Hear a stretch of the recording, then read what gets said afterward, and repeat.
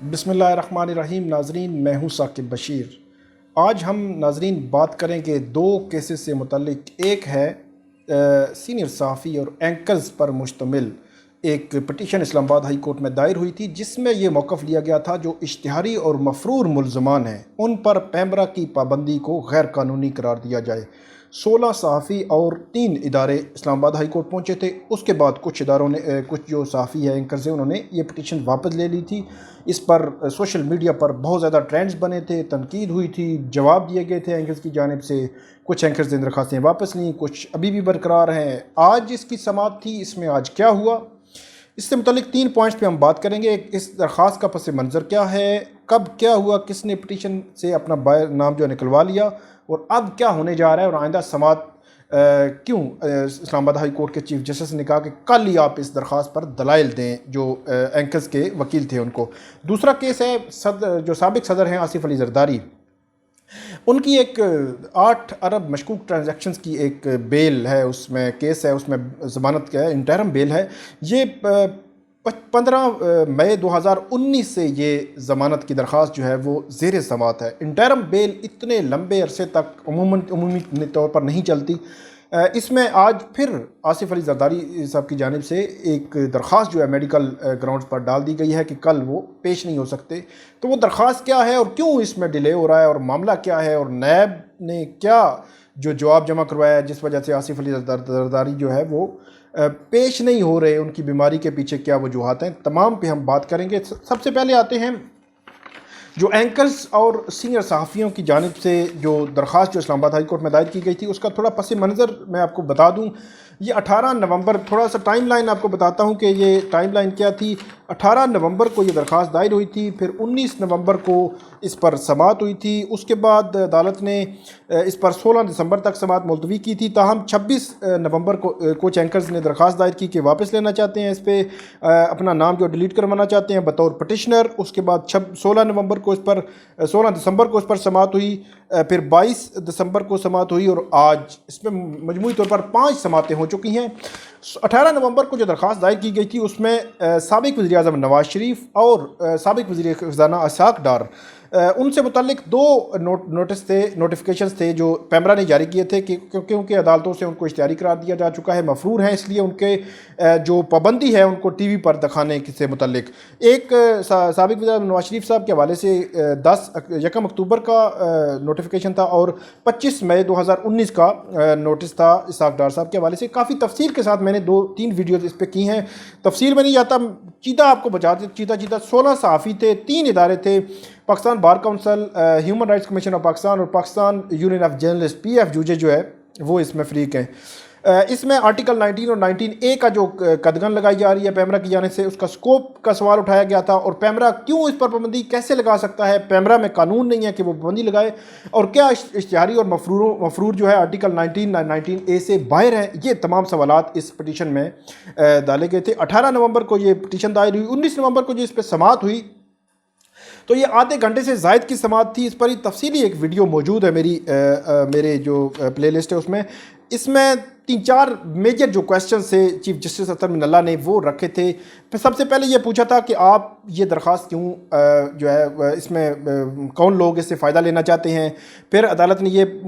कहा कि जिन 2 नोटिफिकेशन तो साबिक वज़ीर-ए-आज़म नवाज शरीफ और साबिक वज़ीर ख़ज़ाना इसाक डार साहब के हवाले से जो नोटिफिकेशन चैलेंज किए गए हैं, उनका जो तरीक़ाकार ये होता है कि पैमरा ने जब नोटिस जारी किया तो उसके एक लिमिट होती है, उसके ख़िलाफ़ आप अपील कर सकते हैं। अगर पैमरा अपील जो रद्द कर दे फिर हाई कोर्ट में वो एग्रीव्ड पर्सन जा सकता है। तो अदालत ने कहा कि एग्रीव्ड पर्सन ने उस नोटिस को उसको चैलेंज नहीं किया, तो आप कैसे इसमें एग्रीव्ड हो गए। तो सलमान अकरम राजा साहब जो हैं वो जो पटिशनर्स थे और सहाफ़ियों एंकर्स की जानिब से पेश होते रहे अदालत में, उन्होंने ये मौक़िफ़ लिया था कि ये हम आर्टिकल 19 और 19A के स्कोप से मुतल्लिक़ है, किसी स्पेसिफिक पर्सन ये पटिशन नहीं है।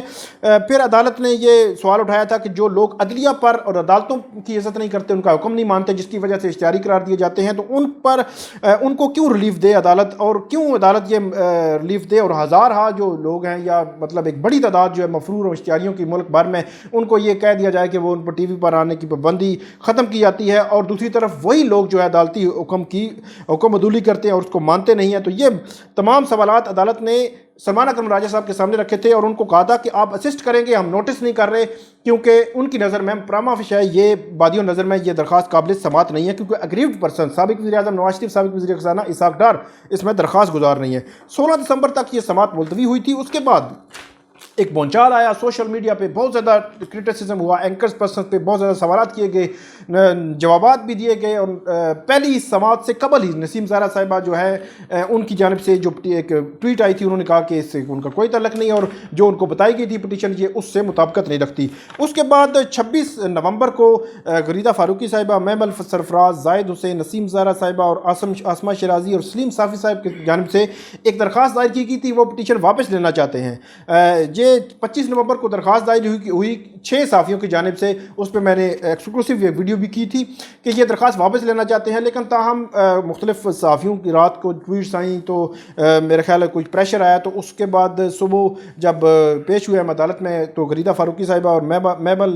سرفراز ان کے وکیل جو انہوں نے کہا ہم نے جو وڈرال کی مطلب درخواست واپس لینے کی درخواست دی تھی وہ بھی ہم واپس لینا چاہتے ہیں، مین کہ وہ برقرار ہیں اس میں ایز اے پٹیشنر۔ پھر اعجاز حسین در بخاری صاحب انہوں نے 16 دسمبر کو یہ درخواست جو ہے واپس لے، نام ڈیلیٹ قرار دیا، گویا 11 جو اینکرز بچ گئے اور 5